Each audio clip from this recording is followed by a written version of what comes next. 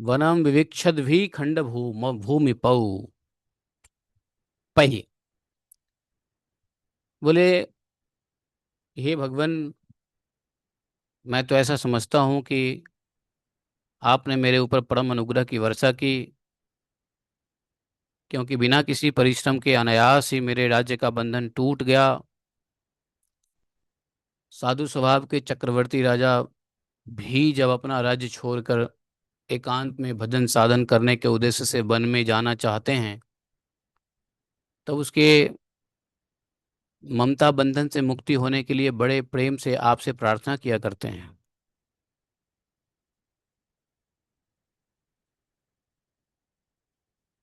तो ये मुचकुंद जी कह रहे हैं कि मैं तो ऐसा समझता हूँ कि मेरे ऊपर बड़ी कृपा हुई है। मेरे ऊपर बहुत कृपा क्यों हुई है?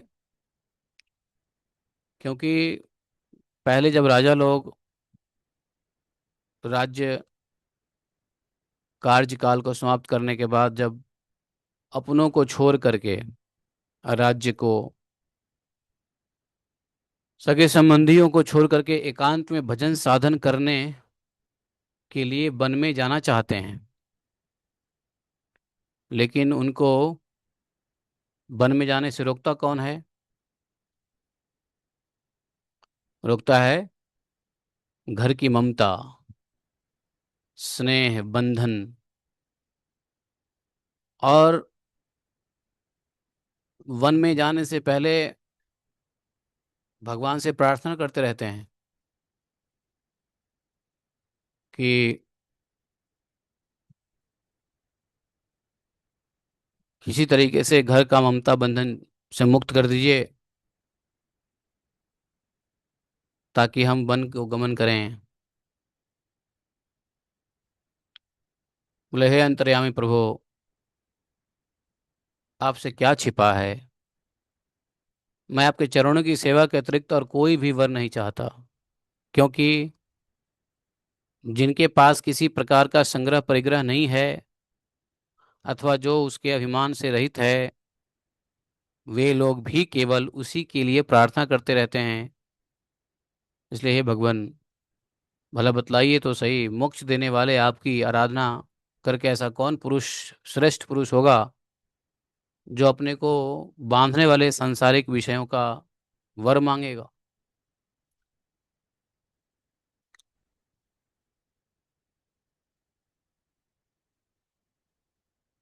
इसलिए हे प्रभु, भगवान से प्रार्थना कर रहे हैं कि मैं सत्वगुण, रजोगुण और तमोगुण से संबंध रखने वाली सभी कामनाओं को छोड़कर केवल माया के लेश मात्र बंधन से रहित और गुणातीत एक अद्वितीय चित्त स्वरूप परम पुरुष आपकी शरण ग्रहण करता हूँ।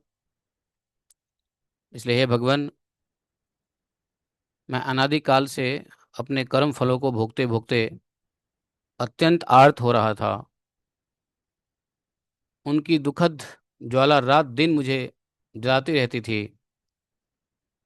मेरे छह शत्रु, पांच इंद्रिय और एक मन, कभी शांत न होते थे। उनकी विषयों की प्यास बढ़ती ही जा रही थी। कभी किसी प्रकार एक क्षण के लिए भी मुझे शांति न मिली। हे शरणदाता, अब मैं आपके भय, मृत्यु और शोक से रहित चरण कमलों की शरण में आया हूँ। सारे जगत के एकमात्र स्वामी, हे परमात्मन, आप मुझ शरणागत की रक्षा कीजिए।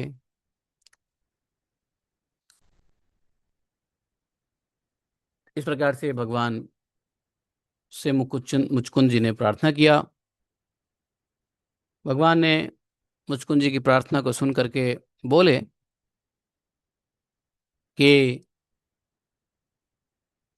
सार्वभौम महाराज, भगवान उवाच, श्री भगवान उवाच, सार्वभौम महाराज, मतिस्ते विमलोर्जिता, वरैः प्रलोभितस्यापि न कामैः विहिता यतः, प्रलोभितो वरैः दत्त यत्त्व, प्रमादाय विद्धि तत न धीह मये भक्ता नामाशिः भी अभिद्यते क्वचित।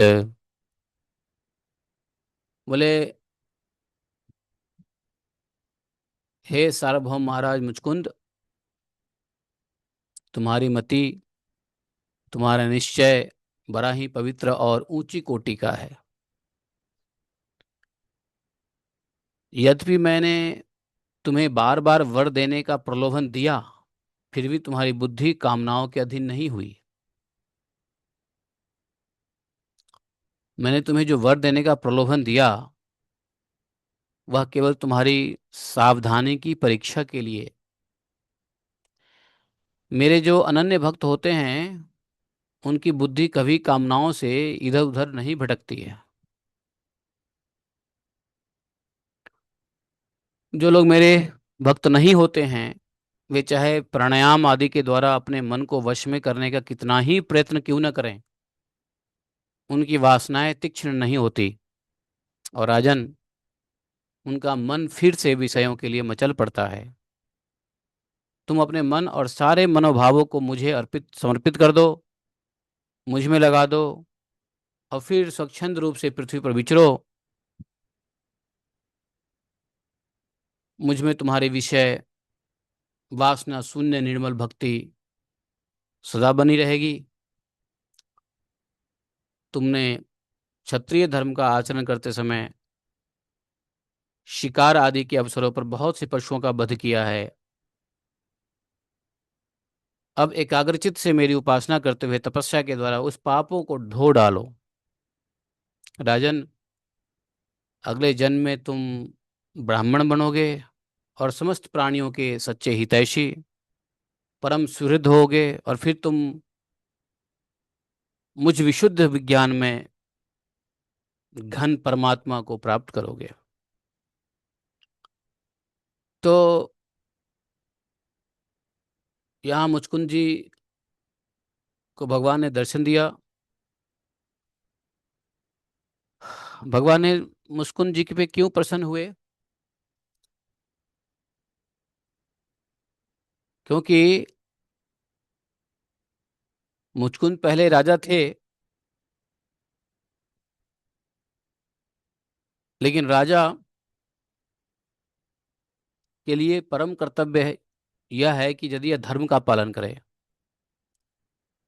मुचकुंद जी ने अपने राज्य धर्म का पालन किया था। बड़े वीरता से उन्होंने अपने राज्य शासन किए। उन्होंने अपने राज्य काल में कभी कोई भी अधर्म नहीं किया, बहादुरी के साथ शासन किए।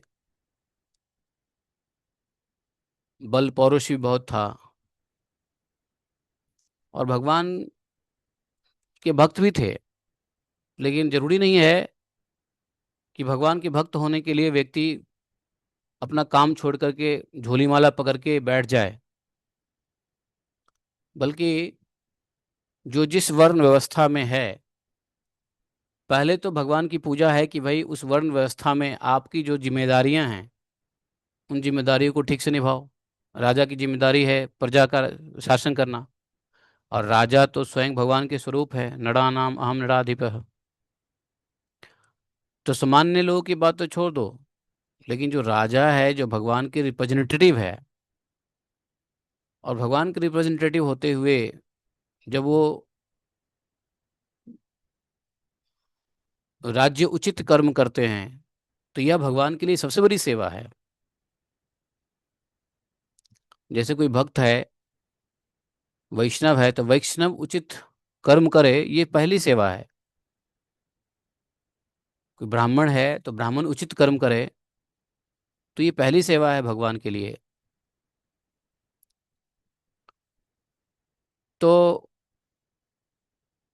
अभी से पहले तो कभी नहीं सुना गया कि मुचकुंद जी बड़े महान भक्त थे। जैसे महाराज अम्बरीश के लिए सुना गया। महाराज अम्बरीश के लिए क्या क्या क्या नहीं सुना गया, क्या महान भक्त हुए। ऐसा कोई मुचकुंद के लिए इसे पहले नहीं सुना था। लेकिन क्या मुचकुंद भक्त नहीं थे? जब तो भगवान ने दर्शन देकर के कहा कि हम तुमसे प्रसन्न हुए हैं। ऊपर से मुचकुंद जी ने भगवान की प्रसन्नता के लिए एक और कार्य कर दिया। क्या? जो भगवान की सेवा में लगे हुए भक्त हैं, जैसे देवता लोग, इंद्र आदि देवता, इन देवताओं के ऊपर जब असुरों ने आक्रमण किया और उनके सेनापति जब कार्तिकेय नहीं थे, उस समय में देवताओं ने जब अपनी सुरक्षा मांगी, तो देवताओं को सुरक्षा देने के लिए चले गए कौन? मुचकुंद जी। ये बात भगवान को बहुत अधिक प्रसन्न किया। क्यों? क्योंकि देवता सब भगवान के ही अंग है, देवाः नारायण अंगजा। तो देवता की रक्षा करना एक प्रकार से भगवान के अंगों की रक्षा करना है। देवता की रक्षा करना एक प्रकार से भगवान के अंगों की रक्षा करना है। और जब मुचकुंद जी ने देवताओं की रक्षा की, अथक दिन रात बिना सोए हो, बिना आराम किए हुए, भगवान इससे और अधिक प्रसन्न हुए। क्योंकि इन देवताओं की रक्षा के लिए भगवान स्वयं तत्पर रहते हैं। ये देवता सुरक्षित हैं ही भगवान की वजह से। भगवान को नाना प्रकार के रूप धारण करने पड़ते हैं। भगवान को नाना प्रकार की लीलाओं में उतरना पड़ता है। नाना प्रकार के युक्ति युक्त योजना, स्ट्रैटेजी देवताओं को देना पड़ता है। देवताओं को भगवान बहुत मदद करते हैं। देवता भगवान के कार्य करते हैं। देवता भगवान के स्टाफ हैं। तो मुचकुंद जी ने जब देवताओं को भी प्रसन्न किया, देवताओं को सुरक्षा दिया, तो भगवान इस कार्य से बड़े प्रसन्न हुए।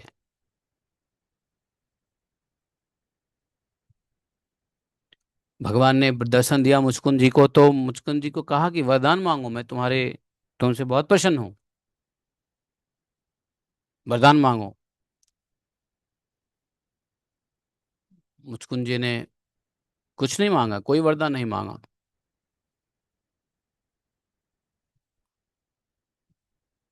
वरदान मांगने को कहा तो उल्टा मुचकुंद जी ने प्रार्थना में यही कहा कि हम तो राजा थे और हम न जाने कौन से आ, मद और घमंड में पड़े हुए थे।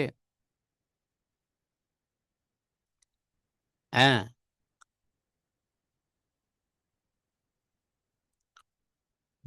तो उन्होंने कुछ नहीं मांगी, भगवान का ही। मुचकुंद जी ने भगवान से एक चीज मांगा कि यदि आप कुछ देना ही चाहते हो, तो जिस प्रकार से बछड़ा अपने गाय के दूध के लिए गाय के थन की ओर भागता है बिना कुछ देखे हुए, आप गाय के बछड़े को कुछ भी खिला दो, पिला दो, प्रलोभन दो, लेकिन गाय का बछड़ा यदि खुला हुआ है तो अपने माँ के पास सीधा दौड़ेगा। उस समय वो नहीं देखेगा कि आप कितने बड़े उसे प्रेम करने वाले हो, आप उसे कितने पुचकारने दुलारने वाले हो, आप कितने बड़े मास्टर हो। नहीं, वही बछड़ा आपके साथ खेलेगा, लेकिन कब तक खेलेगा? जब तक वो बंधा हुआ है। जैसे ही उसको अनुभूति हुई कि हम बंधे हुए नहीं हैं, और माँ अगर सामने दिख गई, गौ माता, तो सब कुछ भूल के सीधा उसका कंसंट्रेशन रहता है अपने माँ के थन में जाके लग जाता है। तो मुचकुंद जी ने कहा कि मेरी भी ऐसी ही दशा हो आपके प्रति, मैं बछड़े की तरह ही मैं बिना कुछ देखे हुए आपकी ओर भागे आऊं, ऐसा आशीर्वाद दीजिए, और कुछ नहीं चाहिए। बाकी भोग से तो कभी शांत इंद्रिय होने वाली है ही नहीं। नहीं, मुचकुंद तो स्वयं राजा थे, भगवान से क्या मांगते? उन्होंने सारी जिंदगी देख ली है, सारा ऐश मौज ठाठ बाट सब देख लिया है। एक राजा भगवान से क्या मांगेगा? है? अरे कोई दरिद्र हो तो मांगेगा ना रुपए पैसे। एक राजा क्या मांगेगा भगवान से? उस वक्त किस चीज की कमी नहीं थी। तो कमी थी तो किसकी? भगवान के प्रेम की। तो इसलिए कहा कि मुझे आप अपने शरण में लीजिए और शरणागत की रक्षा कीजिए आप। भगवान ने कहा सही कहा। मैंने तो सिर्फ तुम्हारी परीक्षा लेने के लिए ही तुमसे वरदान देने को कहा, और तुम इस परीक्षा में खड़े उतरे हो। भगवान ने कहा मेरा भक्त ऐसा ही करता है। जो शुद्ध भक्त होता है, जो मेरा अनन्य भक्त होता है, वो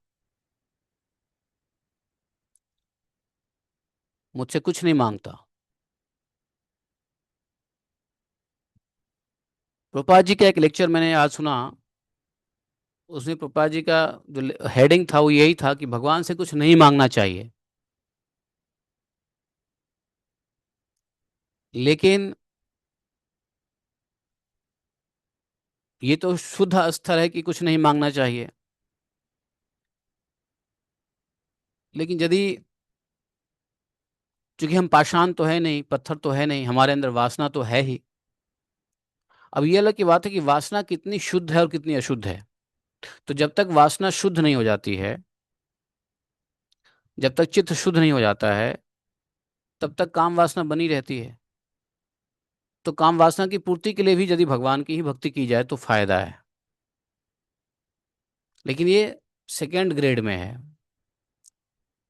फर्स्ट ग्रेड जो होता है, जो चेतना की शुद्धि के बाद आता है, जिसमें भगवान से कुछ नहीं मांगना होता है। पहले व्यक्ति मांगेगा।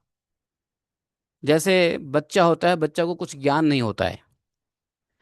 आपके घर में बच्चे हैं तो जब तक उसको ज्ञान नहीं है, तो कोई गेस्ट आता है तो गेस्ट से भी कुछ मांग लेगा। आप उसको सिखाते हो हैं, टप्पू नहीं मांगना चाहिए, कोई गेस्ट आए तो नहीं मांगना चाहिए। आप लोग सिखाते हैं बच्चों की, नहीं बच्चा था। ऐसा सबके घर में होता है। आप बचपन में थे तो आप किसी आने जाने वाले से मांगते थे कि नहीं मांगते थे? मांगे होगे। लेकिन माता पिता उसको ज्ञान देते हैं, बेटा पप्पू नहीं मांगा करते गेस्ट से। और गेस्ट के सामने तो चलो मांग दिया तो मांग दिया, लेकिन गेस्ट चले जाए उसके बाद पिटाई भी पड़ती है यदि दोबारा मांगा तो पहले तो समझाया जाता है, ऐसी ज्ञान दी जाती है। क्यों? ट्रू ट्रू प्रवीण ट्रू बिल्कुल ट्रू एब्सोल्युटली। हाँ, क्योंकि मैंने पिटाई खाया हुआ है इसके चक्कर में।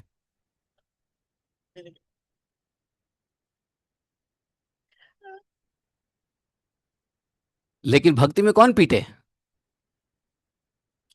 भक्ति में संतों की वाणी की पिटाई लगती है।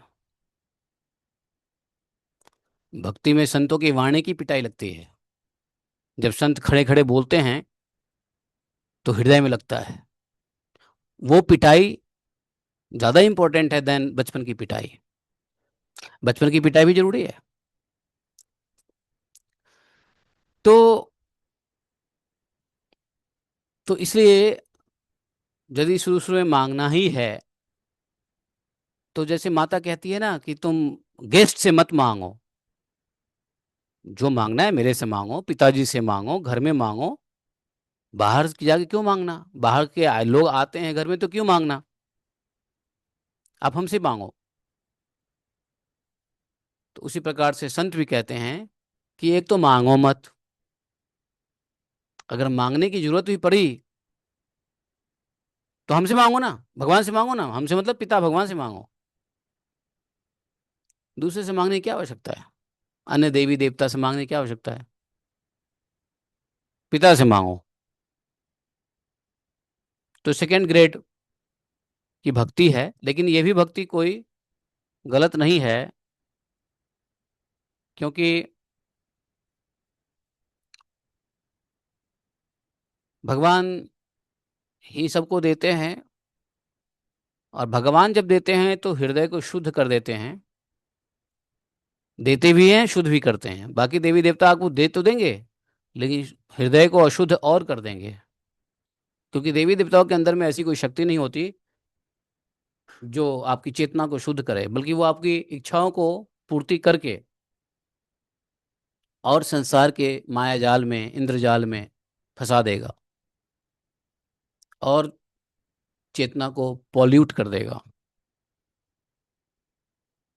समझे? ये हाल है। तो इसलिए बोलते हैं यदि आपको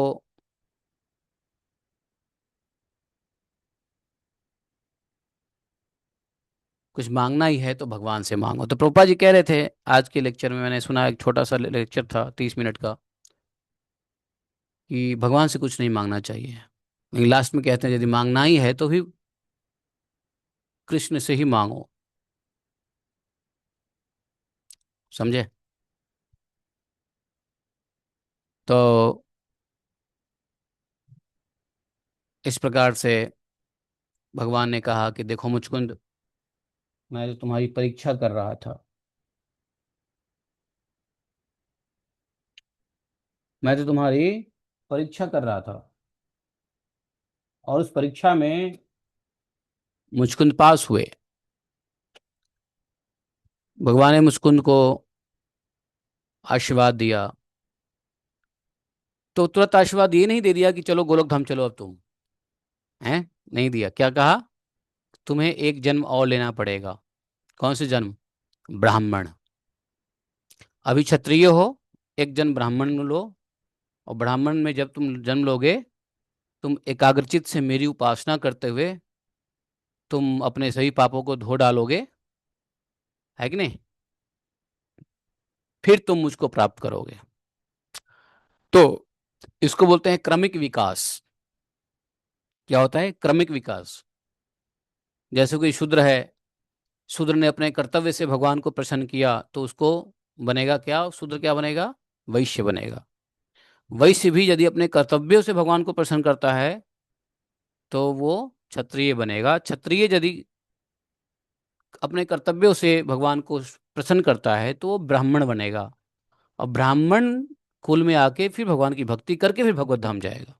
इसे बोलते हैं क्रमिक विकास, ग्रेजुअल प्रमोशन।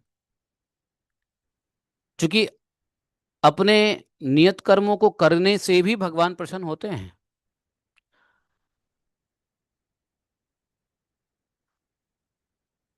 नहीं, क्योंकि अपना जो स्वभाव कर्म है उसमें कितना भी दोष क्यों ना हो, परधर्म नहीं अपनाना चाहिए। भगवान गीता में कहा है ना। तो श्रेयान स्वधर्मो विगुणः, ऐसा कहा है भगवान ने। श्रेयान स्वधर्मो विगुणः परधर्मात्व स्वनानुतिष्ठितात् स्वभाव नियतम कर्मम कुर्वत नाप्नोति किल विषम। तो कुछ जो लोग अपने वर्णाश्रम धर्म और अपने कर्म के मुताबिक भगवान को प्रसन्न करते हैं, उनकी उनको उनको भी भगवान की कृपा मिलेगी। वो ग्रेजुअल प्रमोशन मिलेगा उनको। लेकिन भगवान तो ये भी कहते हैं सर्वधर्मान् परित्यज्य माम एकम शरणम व्रज, सब धर्म को छोड़ दो, मेरे पास आ जाओ। तो ऐसा भगवान इसलिए कह रहे हैं कि यदि तुम एका बैग ऑल ऑफ सडन सभी धर्मों को छोड़ देते हो तो क्या होगा? तो सीधी प्रमोशन हो जाएगी, लिफ्ट में बैठ के सीधा गोलोक धाम। और यदि अपने कर्तव्यों से हमें प्रसन्न करोगे तो फिर धीरे धीरे आगे बढ़ोगे। लेकिन सब कुछ छोड़ के मामेकम शरणम व्रजा करोगे, शरण लोगे, तो तुमको लिफ्ट मिलेगी। ग्रेजुअल प्रमोशन नहीं है, first floor, second floor, third floor, fourth floor. Fourth floor पे जाने की जरूरत नहीं है। फर्स्ट पे हो तो सेकंड पे जाओगे, सेकंड पे हो तो थर्ड पे जाओगे, थर्ड पे जाओगे तो फोर्थ पे जाओगे। ये सब जाने की जरूरत नहीं है। सीधा लिफ्ट में बैठोगे और फिफ्थ फ्लोर पे जाओगे गोलोक धाम। समझे? मान लो फिफ्थ फ्लोर फ्लोर पर यदि गोलोक धाम है तो। तो यहाँ ये समझने की बात है कि भगवान एक तरफ तो कहते हैं सहजम कौर्मम कौन्तेय स्वदोषो अपि न त्यजेत, सर्वारंभा ही दोषे न धूमे अग्नि रिवावृता। ऐसा भगवान 18:48 में कहते हैं कि भैया अपने सहज स्वभाव से उत्पन्न उत्पन्न कर्मों को दोष युक्त होने पर भी त्यागना नहीं चाहिए। तो एक जगह भगवान कहते हैं त्यागना नहीं चाहिए, और एक जगह कहते हैं सभी धर्म को त्याग दो। तो यहाँ पे भाई लोगों को कंफ्यूजन होगी कि नहीं होगी बताओ? गीता पढ़ने वाले को तो कंफ्यूजन हो जाएगी। जो भगवान जो स्टूडेंट और भागवत नहीं होगा, जो आचार्यों के शरण में जिसने गीता नहीं सुनी होगी, उसके लिए तो कंफ्यूजन ही कंफ्यूजन है। एक जगह सभी धर्म को छोड़ दो, एक जगह कहते हैं धर्म के अपना धर्म स्वधर्म कितना भी बुरा है फिर भी करते रहो। हैं? क्या समझे? तो उसका कारण यह है कि हर प्रकार के व्यक्ति होते हैं। भाई लिफ्ट में भी चलने वाले लोग होते हैं, कुछ पैदल भी चलने वाले लोग होते हैं कि नहीं होते हैं? किसी की मर्जी है कि भाई लिफ्ट से चलो, तो आप तो अच्छी बात है। अब कोई कहे नहीं मैं तो पैदल जाऊंगा, थोड़ा एक्सरसाइज करूंगा, आई आई वांट एक्सरसाइज, तो जाओ तुम एक्सरसाइज करो, उसमें कौन मना करेगा? तुम भी पहुंचोगे, ग्रेजुअली ग्रेजुअली पहुंचोगे ही कई जन्मों के बाद। तो भागवतम में ही यह सब आपको देखने को मिलेगा कि भगवान किसको किस प्रकार की मुक्ति देते हैं, किसको किस प्रकार का आशीर्वाद देते हैं। तो ये समझने की बात है कि मुचकुंद को ऐसा आशीर्वाद क्यों क्यों दिया। क्योंकि उन्होंने अपने क्षत्रिय स्वभाव युक्त कर्म को किया, साथ में अपने कर्मों से उन्होंने उन्होंने उन्होंने जो है दूसरे का भला भी किया, और किसी दूसरे मनुष्य का भला नहीं किया बल्कि परोपकार का कार्य किया। पर उपकार, देवताओं देव उपकार किया, परोपकार छोड़ दो, देव उपकार किया। परोपकार तो करते ही थे, मुचकुंद जी बड़े अच्छे साधु स्वभावी राजा थे, समझे? परोपकार तो पृथ्वी पे किया, उन्होंने देव उपकार भी किया देवलोक में जाकर के। तो भगवान ने उनके कर्मों से प्रसन्न हुए, और कर्म से प्रसन्न होने के बाद उनको ब्राह्मण होने का वरदान दिया। और ब्राह्मण भी कैसा ब्राह्मण? ये गुटखा पान खाने वाला ब्राह्मण नहीं, हम जैसे ब्राह्मण नहीं है, शुद्ध ब्राह्मण, जिसमें सभी प्राणियों के सच्चे हितैषी ब्राह्मण, सुहृद ब्राह्मण, तपस्वी ब्राह्मण, और भगवान में मन लगा करके उपासना करने वाले तपस्वी ब्राह्मण होने का आशीर्वाद दिया। और बोला कि ठीक है, तो एक तरीके से चलो जन्म अगर दिया भगवान ने, नेक्स्ट बर्थ दिया मुकुंद मुचकुंद को जी को, तो मुचकुंद महाराज को नेक्स्ट बर्थ दिया तो क्या दिया? सिक्योर्ड दिया। क्या कहते हैं? सिक्योर्ड, इंश्योर्ड कर दिया कि नेक्स्ट बर्थ तो होगी, बट इंश्योर्ड है कि तुम ऐसे ही कुल में जाओगे जहां तुम मेरी भक्ति करोगे। तो क्या फर्क पड़ता है बताओ? कोई फर्क नहीं पड़ता है, कोई फर्क नहीं पड़ता। कम से कम अच्छा तो हुआ कि इंश्योरेंस मिल गया कि नेक्स्ट बर्थ में भी मेरा कल्याण होगा ही होगा। मुचकुंद जी यहाँ भगवान को रोक नहीं रहे, अरे भगवान आप, मैं मेरा तो उम्मीद यह था कि आप मुझे आशीर्वाद दोगे, आप मुझे जो है ना गोलोक धाम ले जाओगे। आपने क्या मतलब, हैं? खोदा पहाड़ निकली चूहिया, आप भगवान हैं, दर्शन भी दिए, फिर भी आप जो है ना सीधा सीधा नहीं ले जा रहे गोलोक धाम। नहीं, नो कंप्लेंट्स। भक्त को कोई फर्क नहीं पड़ता है 1000 जन्म मिले या 2000 जन्म मिले या कितना भी जन्म मिले। क्यों? क्योंकि भक्त को भगवान पहले बता चुके हैं कि भाई जो मेरा भक्त होता है उसको सुख दुख जैसी कोई चीज होती ही नहीं है। और जन्म मृत्यु भी बड़ा आसान होता है भक्तों के लिए। साधारण जीवों के लिए जन्म मृत्यु बहुत दुखदाई होता है, लेकिन भक्तों के लिए बड़ा आसान होता है। भक्तों को जन्म मृत्यु का कष्ट की अनुभूति ही नहीं होने देते हैं भगवान, समझे? थोड़ा सा भी भक्तों को कष्ट की अनुभूति नहीं होने देते हैं जन्म मृत्यु की। ये भागवतम में भी कहा है, गीता में भी कहा है। कहाँ कहा है? ढूंढो श्लोक। शायद कल ही हम पढ़ रहे थे इंग्लिश वाली क्लास में, ये बात कल ही बताया इंग्लिश वाली क्लास में। तो जब हम यह जानते हैं, भागवतम के स्टूडेंट जब यह जान लेता है कि भाई, हम्म हाँ, देखो गीता के 8:15 में देखो, मामुपेत्य पुनर्जन्म दुःखालयं शाश्वतम न अपनुवन्ति महात्मानः संसिद्धि परमाम गति।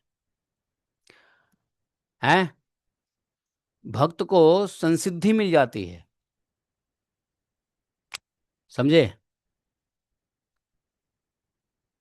भगवान के चरण कमल नौका बन जाता है और भव सागर को ऐसे आराम से पार कर जाता है भक्त, जैसे मानो बछड़े का खूर हो। समासिता जे पद पल्लवम महत पदम पुण्य यशसो मुरारे, भवाम बुधि वत्स पदम परम पदम, पदम पदम यद विपदाम न तेषाम। कोई विपत्ति नहीं आती है, परम पदम पदम यद विपदाम न तेषाम, तेषाम मतलब भक्त को। जो भगवान के पद पल्लव अपलवम है, जो भगवान के चरणाश्रय में है, वो संसार सागर से, गाय के खूर में जितना पानी होता है ना, उसको क्रॉस करने के लिए कितना आसानी होती है, वैसा भव सागर बन जाता है भक्तों के लिए। माम उपेत्य पुनर्जन्म दुखाल शाश्वतम।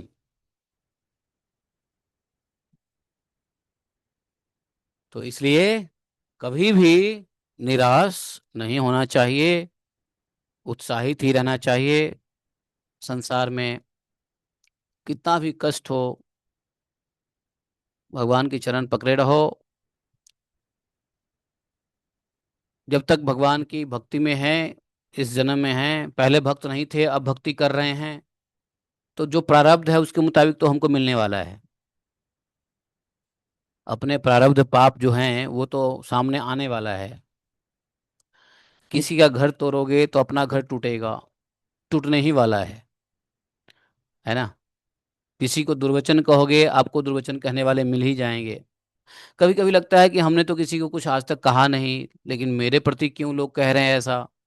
तो आप इस जन्म में नहीं बोले हो, किसी और जन्म में ऐसा किए होगे, ऐसा भी हो सकता है।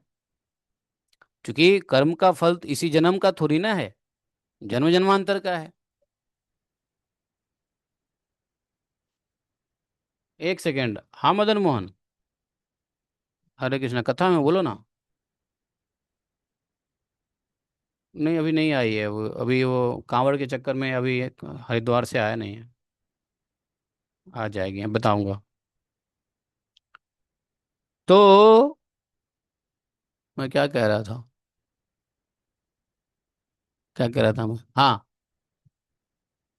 तो ऐसा लगता है, तो इस दिन में क्या है, पहले भक्ति में हम नहीं थे, अब मान लो भगवान की भक्ति मिली है गुरु ज्ञान से,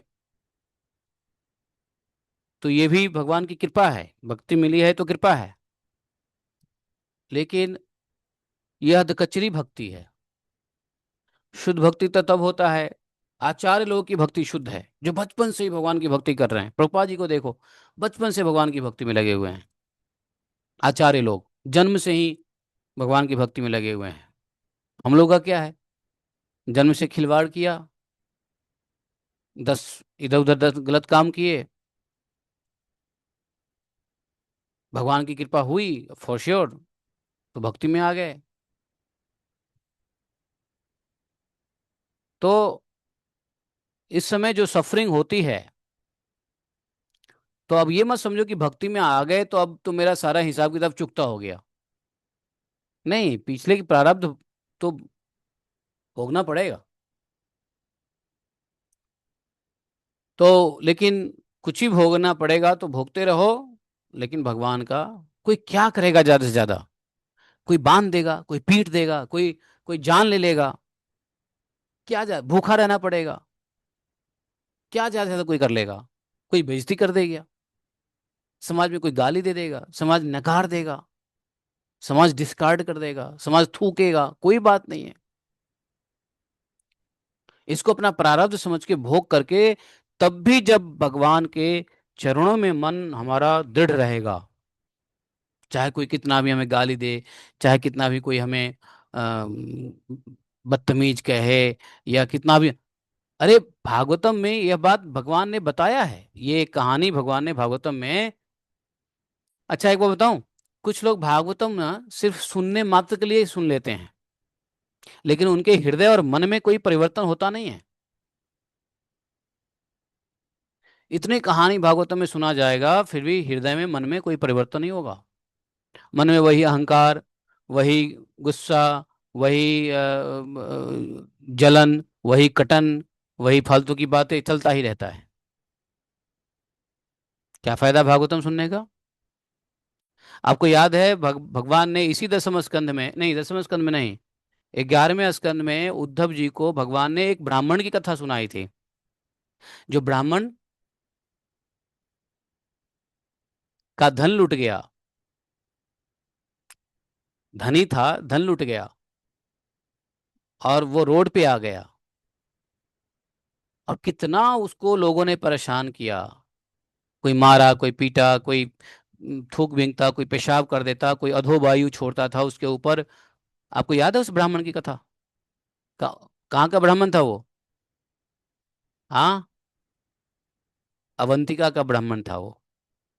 दसम स्कंद में भगवान ने यह कथा उद्धव जी को सुनाया था कि किस प्रकार से इस शरीर में ही अपने प्रारब्ध को भोगने की मनः स्थिति होनी चाहिए, और उस प्रारब्ध को भोगते हुए चेतना हमारे ऊपर होना चाहिए। क्या वो ब्राह्मण कभी भगवान को कंप्लेंट किया?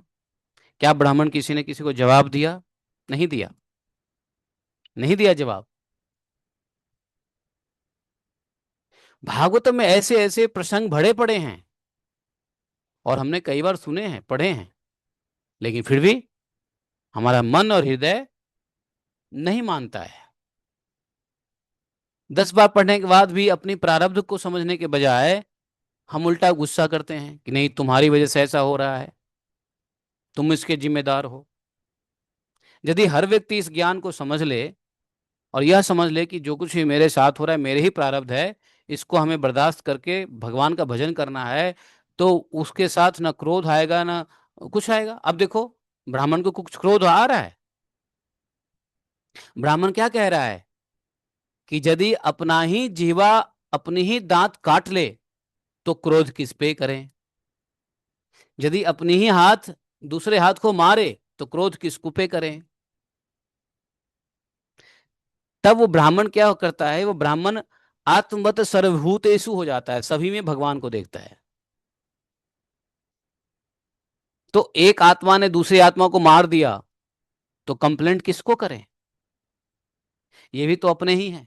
जो उस ब्राह्मण को, जो अवंतिक ब्राह्मण को दुत्कार रहा है, मार रहा है, बेइज्जती कर रहा है, हाँ।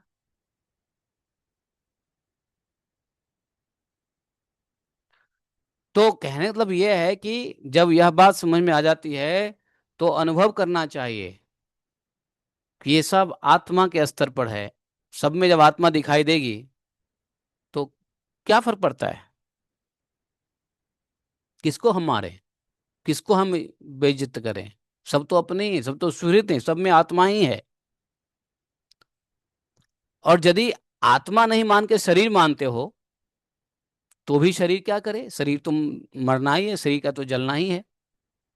शरीर की तो अपनी अ, कार्मिक स्थिति है ही।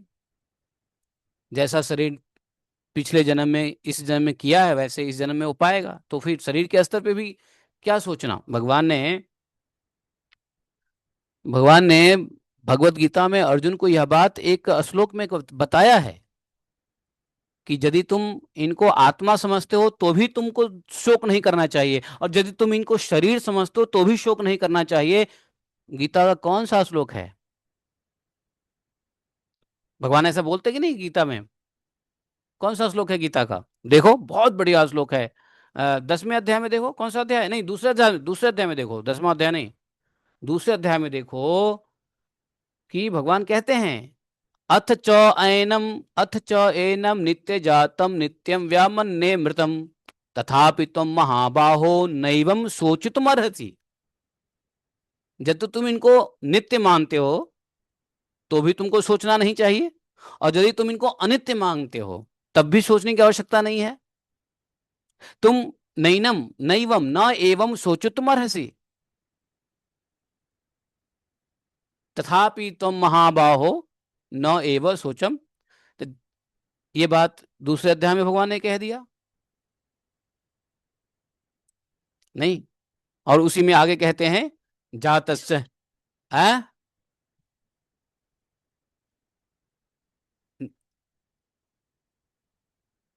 ना ना, नॉट 2.26, जो मैं कह रहा हूं वो 2.26 में है कि अथ च एनम, इन लोगों को तुम नित्य जातम, तो नित्य समझते हो, तो नित्यम व्या मन्य से मृतम। भाई मरता कोई नित्य है तो मरेगा कैसे? और यदि तुम नित्य नहीं मानते हो, मरणशील ही मानते हो, न एव च एव सोच तुम अर्हसि, तब भी सोचने की, यही देखो, यदि आपको मिला 226 पढ़ो, यदि तुम मानते हो कि जीव बार बार जन्म ले और मरता है तो भी शोक नहीं करना चाहिए, क्योंकि जो जन्म लेता है उसकी मृत्यु निश्चित है, और जो मरता है वो पुनर्जन्म भी निश्चित है।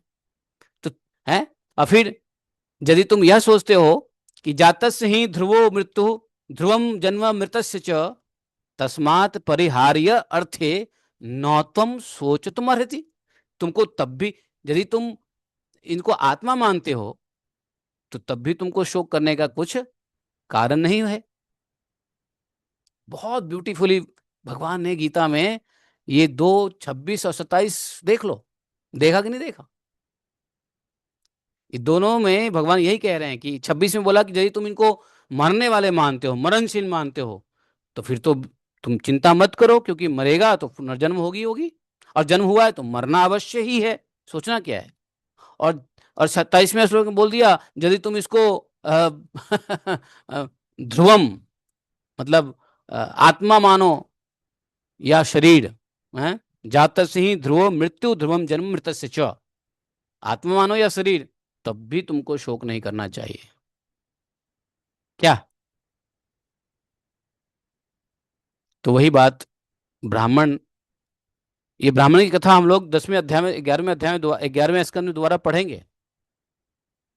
तो इसलिए जो कुछ भी आपके साथ हो रहा है उसको, लेकिन क्या होता है कि हमारे साथ कुछ होता है तो हम पट से जवाब दे देते हैं, पट से हम कुछ बोल देते हैं, पट से हम कुछ बदला लेने लग जाते हैं। ये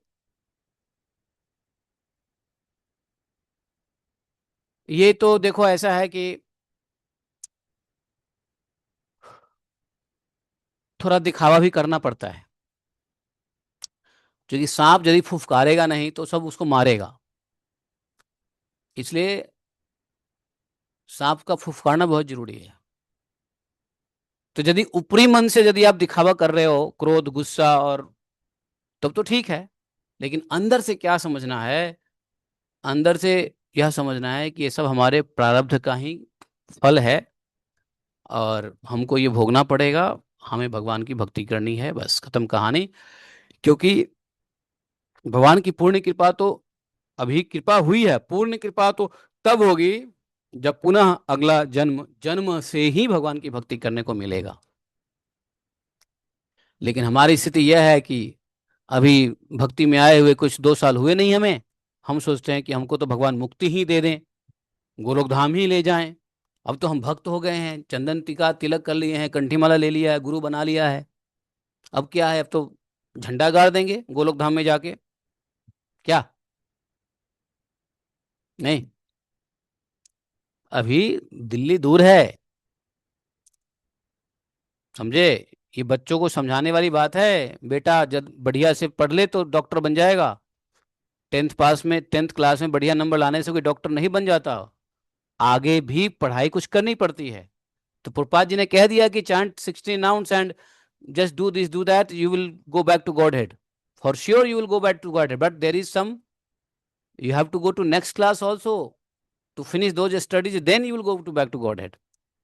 जैसे बच्चों को समझाते हैं ना, वैसे प्रपात जी ने समझा दिया हमको, नॉट बैड, बच्चों को इंस्पिरेशन देना जरूरी है। इसलिए बच्चों को, स्त्री को, और आपत्ति काल में किसी की जान बचाने के लिए यदि इस प्रकार की प्रेरणादायी बातें करते हैं तो कोई बुराई नहीं है, इसमें पाप नहीं है, ना अशुद्ध है, ना इसमें कोई झूठ है। बच्चों को आप कहते हो तो कोई बड़ी बात नहीं, बच्चे उससे प्रेरित होंगे, बच्चे मान जाएंगे दुष्कर्म करने से। तो आपने यदि कुछ कहानी बना दी तो गलत नहीं है। प्रभुपाद जी ने हम लोगों को कहा कि you will go to back to godhead, लेकिन ये समझ लो कि मुचकुंद जैसे राजा, जो अपना, हम तो अपने कर्तव्य को भी नहीं करना जानते हैं, कर्तव्य जानते ही नहीं है, और उन्होंने अपना स्वधर्म का पालन किया है, परोपकार किया है, देव उपकार किया है। तब भी भगवान उनको कह रहे हैं एक जन्म तुमको ब्राह्मण का मिलेगा, और जन्म से ही तुम भक्ति करोगे, तब तुम मेरे पास आओगे। और हम यहाँ बैठे हुए हैं ये सोच करके कि अब तो हम भक्ति में आ गए कमल, है, अब तो हमारा उद्धार होना ही चाहिए, है, जन्म सिद्ध अधिकार समझ लिया है हमने। भाई। ओ भाई, तो कौन सी दुनिया में जी रहे हो, है कि नहीं। लेकिन इतना तो बढ़िया है कि चलो, अब अगर इस जन्म में हमने बढ़िया से भक्ति करी, बेशक जन्म के मृत्यु के 2 साल पहले कर ली, मृत्यु के 3 साल पहले कर ली, मृत्यु के 5 साल 10 साल पहले भी भक्ति में आ गए, तो इतना तो पक्का होने वाला है कि भगवान आपका आगे का रास्ता, मृत्यु और जन्म जो है ना, आपको कष्ट नहीं होने देंगे, सांसारिक लोगों की तरह आपको कष्ट नहीं होने वाला है। अब जब भगवान कह ही रहे हैं कि कष्ट नहीं होने वाला है, तो फिर हमको चिंता क्या है जन्म का, चिंता क्या है हमको मृत्यु का। फिर भगवान 1000 साल के बाद ले जाए, चाहे 5000 जन्म के बाद ले जाए, हमें क्या टेंशन है। इसलिए just chill in service of Krishna. ये बात समझ लो, ये जो है मुचकुंद महाराज की कथा, मुचकुंद महाराज की प्रार्थना, मुचकुंद महाराज के साथ भगवान का वरदान देना, ये बहुत बड़ी सीख है। भगवान तो हमको अभी अनुभूति भी नहीं दिए हैं, हमने अभी भगवान को अनुभव ही नहीं किया है। यहाँ तो मुचकुंद जी के सामने खड़े हैं भगवान, साक्षात बात कर रहे हैं, और स्वयं भगवान गए हैं कृपा करने के लिए, ना कि मुचकुंद गए हैं भगवान के पास, भगवान स्वयं आए हैं मुचकुंद के पास चल के। और तब भी मुचकुंद को कह रहे हैं कि you will get one birth of ब्राह्मण। भगवान की भक्ति ब्राह्मणिकल गुण में ही हो सकता है, ब्राह्मणिकल गुण में ही भगवान की भक्ति हो सकती है। इसलिए जो भगवान के भक्त हो जाते हैं, उनमें ब्राह्मणिकल गुण आना स्वाभाविक हो जाता है। अब कहोगे ब्राह्मणिकल कौन से गुण होते हैं जो भक्ति के लिए उपयुक्त है, तो ब्राह्मणिकल सारे गुण भक्ति के लिए उपयुक्त है। लेकिन अब ये नहीं पता है कि ब्राह्मण का क्या मतलब है, ब्राह्मण कैसे होना चाहिए, हम ब्राह्मण कैसे हों। तो ब्राह्मण की डेफिनेशन भगवान ने गीता में दिया है, आप उस डेफिनेशन में फिट हो जाओ तो आपकी भक्ति चालू हो गई। तो डेफिनेशन क्या है ब्राह्मण का, गीता में ब्राह्मण का क्या डेफिनेशन दिया है, समो दमो तपश्चैव, क्षान समो दम नहीं, समो दम, हाँ, तप च एव, शांति आर्चव एव च, ज्ञान विज्ञान, ऐसा है ना, ब्रह्म कर्म स्वभावजम, ऐसा कौन सा श्लोक है ये? देखो गीता का क्या श्लोक है, शम दम तपश्चैव, शांति आर्जम एव च, ज्ञान विज्ञान, ज्ञान विज्ञान आसक्त्यम, ज्ञान विज्ञान आसक्त्यम, ब्रह्म ब्राह्मण कर्म स्वभाव जन्म, ऐसा भगवान भगवत गीता में कहते हैं। कौन सा श्लोक में देखो, आई डोंट नो रिमेम्बर श्लोक का संख्या कौन सा मुझे नहीं पता, लेकिन ये 18वें अध्याय में कहते हैं भगवान। ये 18 कौन सा है, 1842 है। 1842 में देखो, शमोदम तपश्चौ शौचम शांति आर्जम एवच, ज्ञानम विज्ञानम आस्तिक्यम ब्रह्म कर्म स्वभावजम। ये ब्रह्म कर्म स्वभावजम जब ऐसा होता है तब भगवान की भक्ति यहां से शुरू होती है। इसलिए लोग भक्ति में आने के बाद ब्राह्मणिकल दीक्षा लेने की कोशिश करता है, कब, जब ये गुण आ जाए। लेकिन ब्राह्मणिकल दीक्षा का भी होर रहता है, अरे हमको मूर्ति पूजा करना है इसलिए ब्राह्मणिकल दीक्षा लेना है। ब्राह्मणिकल दीक्षा लेने का मतलब ये नहीं है कि मूर्ति पूजा करने के लिए दीक्षा लेना है, डीटी वर्शिप करने के लिए दीक्षा लेना है। अरे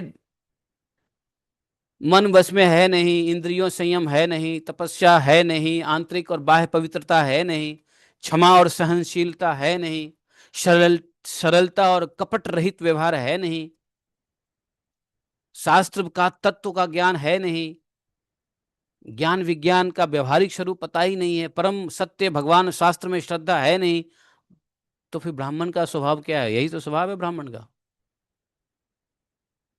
समः दमः तपः शौचम, ब्राह्मण को अंदर और बाहर से शुद्ध होना, तपस्या, इंद्रियों का संयम, मन बस में रखना चाहिए, मानसिक शांति, आर्जवम, सरल और कपट रहित होना चाहिए, कपट रहित व्यवहार, सरल रहना चाहिए, क्षमा और सहनशील होना चाहिए, ब्राह्मण का कर्तव्य है, स्वभाव है क्षमा और सहनशील, ज्ञानम, शास्त्र का ज्ञान होना चाहिए, विज्ञानम, उस विज्ञान किसको कहते हैं? ज्ञान और विज्ञान में क्या अंतर है? अरे जो है क्या? नहीं नहीं, हाँ, yes yes yes, application, correct. So ज्ञान का मतलब है शास्त्र तत्व ज्ञान, और तत्व ज्ञान का व्यवहार में एप्लीकेशन ही विज्ञान है, करेक्ट। या अनुभूति कह लो, ज्ञान की अनुभूति, अनुभूति कब होगा? व्यवहार से होगा। तो यस, एप्लीकेशन। तो एक है साइंस, और साइंस में अप्लाइड साइंस, तो अप्लाइड साइंस विज्ञान हो गया, और साइंस, विज्ञान तो साइंस है ही। तो प्रभुपाद जी ने कृष्ण भावनामृत में कृष्ण भावनामृत को ही विज्ञान कहा है, यही विज्ञान है, क्योंकि इसको हम व्यवहार में लाते हैं, और फिर भगवान में और शास्त्रों में श्रद्धा, ये सब चार चार पांच चीज होता है, तो उसको ब्राह्मण का स्वभाव कर्म बताया गया है। और जब ब्राह्मण इस स्वभाव कर्म में आता है, तब जाकर के भगवान की भक्ति होती है, शुद्ध भक्ति होती है।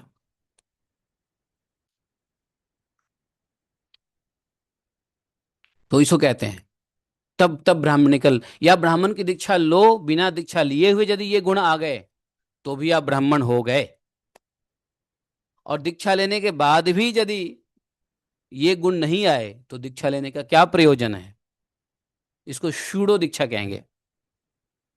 शूडो, शूडो समझते हो? अंग्रेजी का शब्द है। हम्म। जी, इंद्रिया को कैसे वश में करें? ये सब बचपन की एलकेजी की क्लास है, अभी छोड़ो, अभी अभी अभी अभी टेंथ ट्वेल्थ में चल रहे हैं, एलकेजी में बात कर रहे हैं, इंद्रियों कैसे बस में करें, बात की बात है। तो ये जो है इसलिए मुचकुंद जी को कहा कि तुम अब अगले जन्म में ब्राह्मण बनोगे, और समस्त प्राणियों के सच्चे हितैषी परम सुहृद होगे, और तुम मुझ विज्ञान घन परमात्मा को प्राप्त करोगे। इसलिए परमात्मा को प्राप्त करने के लिए ब्राह्मणिकल क्वालिटी आवश्यक है। नहीं तो धन्ना जाट जी को भी भगवान मिल गए थे, भगवान तो साथ में खाए भी तो धन्ना जाट जी को, लेकिन फिर भी उनको मुक्ति नहीं दी, भगवान ने गले न लगाया, बोले कि जाओ पहले तुम गुरु स्वीकार करो, तुम्हारे में सब कुछ है, तुम्हारे में सरलता है, तुम्हारे में पवित्रता है, सब कुछ है तुम्हारे में, लेकिन एक चीज नहीं है, क्या है? ज्ञान विज्ञान आस्तिक्यम। तो आप थोड़ा सा शास्त्र का ज्ञान लो और गुरु के पास जाओ। तब उनको गुरु के पास भेजा, धन्ना जाट जी को। कौन हुए गुरु जी धन्ना जाट जी के, मालूम है? हैं? धन्ना जाट जी किसके पास गए? उस समय धन्ना जाट जी गए स्वामी यमुनाचार्य जी के पास। यमुनाचार्य जी से उन्होंने दीक्षा ली, हैं, शिक्षा ली, और तब जाकर के वो भगवत प्राप्ति किए हैं। तो भगवान तो पहले भी दर्शन दे सकते हैं, मिल सकते हैं सब, लेकिन अल्टीमेटली भगवान एक्सेप्ट नहीं करेंगे जब तक ये एक एक पॉइंट, ब्राह्मण का जो स्वभाव कर्म है वो जब तक, इसलिए इसलिए ब्राह्मण भगवान के आराध्य हैं, और भगवान ब्राह्मण के आराध्य है, या ये कह लो भक्त भगवान के आराध्य है, और भगवान भक्त के आराध्य हैं। और भगवान का शुद्ध भक्त ही ब्राह्मण है, और ब्राह्मण होने का मतलब यह कि शुद्ध भक्त होना ही चाहिए। तो इस प्रकार से क्रमिक विकास जो है मुचकुंद जी को दे दिया भगवान ने।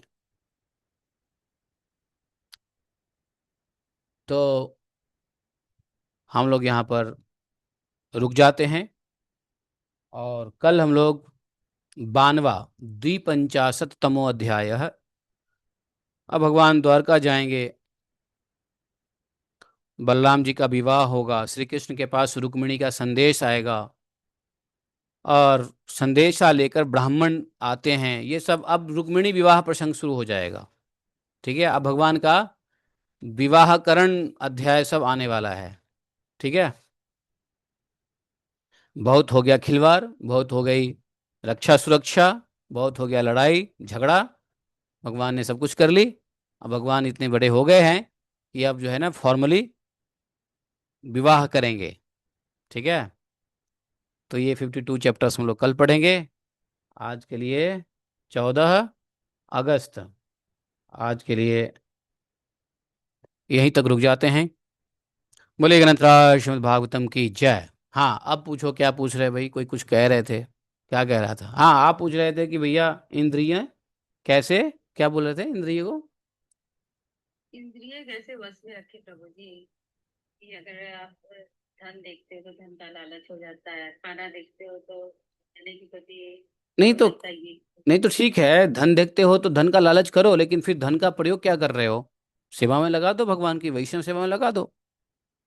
और यदि आपको खाना देकर के लालच होता है तो उसको भगवान को ऑफर करो और पाओ बढ़िया से, कोई दिक्कत नहीं है।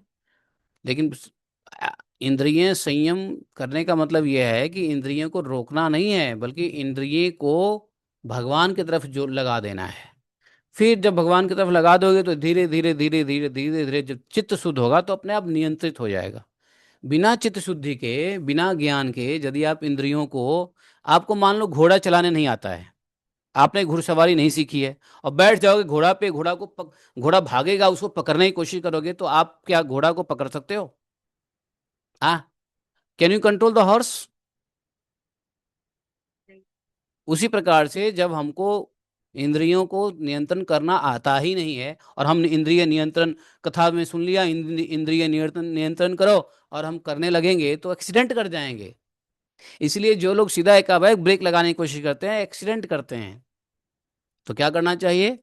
इंद्रियों को रोको मत, इंद्रियों को डाइवर्ट करो। प्रभुपाद जी कहते हैं भगवान की सेवा में। आपकी धन कमाने की इच्छा है, आप धन कमाइए, धन आ रहा है, लालच बस धन आ गया उसको सेवा में लगा दीजिए। जब एक बार धन को सेवा में लगाओगे ना, तो बाकी धन कमाने, चित्त इतना शुद्ध हो जाएगा कि धन कमाने की इच्छा ही नहीं रहेगी। फिर लहरे जो अपने से आ गया ठीक है, नहीं तो हम नहीं भागेंगे धन के पीछे।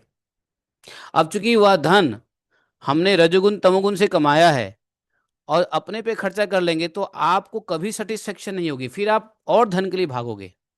लेकिन जैसे ही एक बार धन कमाया और उस धन को भगवान की सेवा में लगाया, दान में, पुण्य में, भक्तों की सेवा में, तो उसके बाद फिर आपको कमाने की इच्छा नहीं करेगा, फिर आप धन के प्रति नहीं भागोगे। अब मैं एक एग्जांपल देता हूँ। बहुत शुरू शुरू में मुझे भी बड़ा धन की लालच थी। सोचते थे कि अमेरिका जाएंगे, लंदन जाएंगे, जर्मनी जाएंगे, जापान जाएंगे, भारत में लौटेंगे ही नहीं, भारत में क्या है। धन की बड़ी वो थी कि इतना कमा ले, उतना कमा ले, उतना कमा ले। भारत में 1 लाख रुपए से क्या होगा, बाहर जाएंगे 50 लाख कमाएंगे। लेकिन जैसे ही उस धन को हमने कमाया, पक्की बात है, लेकिन उस धन को जैसे ही दान कर दिया, बोलना नहीं चाहिए लेकिन आप लोगों के प्रेरणा के लिए एक बात बता देता हूं कि एक समय था, आप मानोगे, ये बात मानोगे भी नहीं, इसे बोलना नहीं चाहिए हमको, मानोगे भी नहीं, मानने वाली बात भी नहीं है, मानोगे नहीं, लेकिन फिर भी मैं आपको बता दूं, एक समय था कि मैंने दान देने के चक्कर में अपने बैंक अकाउंट को नील कर दिया। समझे? आप कर पाओगे? करके दिखाओ। सिटी बैंक के अकाउंट को मैंने नील कर दिया, बैलेंस। एक इस्कॉन के साधु आए, बोले कि ये मंदिर बन रहा है, कितना दे सकते हो? हमने कहा देखिए मेरे अकाउंट में ये है। उनके मुंह से निकल गया सब दे दो। मैंने कहा ले जाओ। चेक वहीं लिया, काट के दे दिया। लेकिन उस देने का प्रभाव क्या पड़ा, उसके बाद मुझे धन कमाने की इच्छा ही नहीं हुई। छोड़ो यार, काय धन के पीछे, भागो। वापस आ गए भारत। भारत में भी बेंगलोर में रह सकते थे हम धन कमाने के लिए, बॉम्बे में रह सकते थे धन कमाने के लिए, दिल्ली में रह सकते थे धन कमाने के लिए, नहीं। तो ये बात सत्य है। प्रभुपाद जी सही कह रहे हैं कि अपने इंद्रियों को भगवान की सेवा में लगाओगे तो इंद्रियां अपने आप नियंत्रित हो जाएगी। कैसे? जब चित्त शुद्ध होगा। लेकिन चित्त शुद्ध नहीं है और हम इंद्रियों को कंट्रोल करने चलेंगे तो इंद्रियां और भभकेगा, हमें परेशान कर देगा, मार देगा, हमें डेड कर देगा इंद्रिया। इंद्रिय से हम बलवान नहीं है इंद्रियों से ज्यादा। आपका प्रश्न जो है बड़ा सुंदर है, इसलिए ये लेक्चर सुन लेना चाहिए आपको, सबको सुनना चाहिए, हमको भी सुनना चाहिए। इंद्रिय बड़ा बलवान है, आप इससे लड़ोगे इंद्रियों से हार जाओगे। आप 2 दिन करो ना कोशिश मन के विरुद्ध कुछ काम करने की, देखो कैसे हार जाते हो। ऐसे पटका मारेगा ना, उठने की भी कोशिश नहीं करोगे फिर। तो जो हमारी लालसा है, वासना है, उस वासना को भगवान की तरफ लगा दो। उस इंद्रिय को, काम को, इच्छा को भगवान की तरफ लगा दो। उससे चित्त शुद्ध हो जाएगा और शुद्ध चित्त से आपका इंद्रिय नियंत्रित हो जाएगी। अपने आप चाहोगे कि नहीं, आपको बेकार लगेगा यार ये पैसे के पीछे भागना,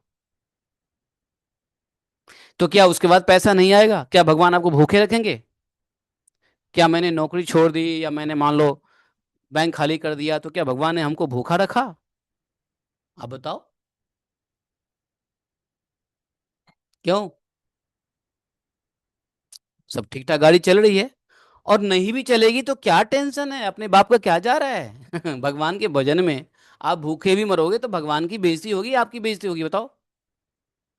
लोग कहेंगे अरे रे रे रे रे, भगवान देखो, भगवान को, भगवान के प्रति लोगों का श्रद्धा टूट जाएगा यदि भगवान अपने आश्रित भक्तों को भूखे मारेंगे तो भगवान के प्रति लोगों की श्रद्धा छूट जाएगी, आपका कुछ नहीं बिगड़ेगा समझे? इसलिए बहुत विन विन सिचुएशन है। तो इस तरीके से इंद्रियों को नियंत्रित करना चाहिए। आपको खाने की इच्छा है, खाइए, भगवान को पक्का से भोग लगाइए, बढ़िया से मंत्र पढ़ के फिर खाइए। आपको वही खाते खाते खाते खाते खाने से अरुचि हो जाएगी। आपको कमाने की इच्छा है, कमाइए, उस पैसे को सेवा कीजिए, फिर धीरे धीरे धीरे धीरे वो पैसा कमाने की भी इच्छा खत्म हो जाएगी। और बोलो, और इंद्रिय कहाँ भटकता है मैं बताऊं, वो कैसे नियंत्रित होगा? और कोई लिस्ट है? अभी तो प्रभु जी इतना ही समझ गया फिर है। नहीं, बहुत कठिन है प्रभु जी। फिर भगवान को सरेंडर। तो कठिन क्या है? कठिन यह है कि साधु की बात मानना कठिन है। साधु साधु की बात मान लिए तो साधु की प्रवचन से इंद्रिय बलवान नहीं है सारी इंद्रिय कंट्रोल में आता है जब साधुओं की बातों को हम हृदय से लगाते हैं, मान लेते हैं। बताओ, समझ गए? क्यों देवपुरी बाबा, बताओ कठिन क्या है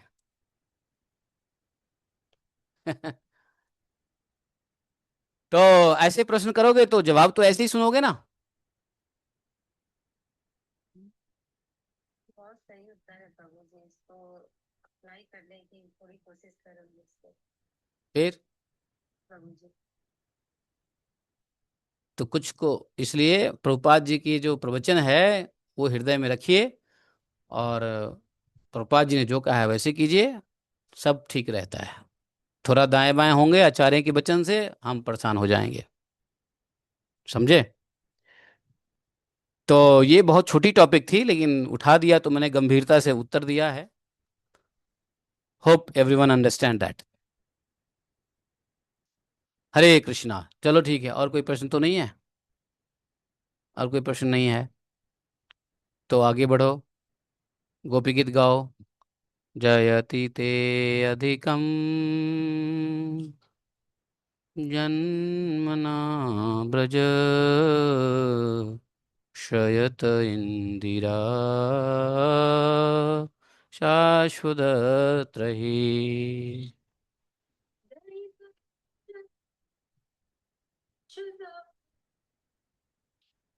दासवा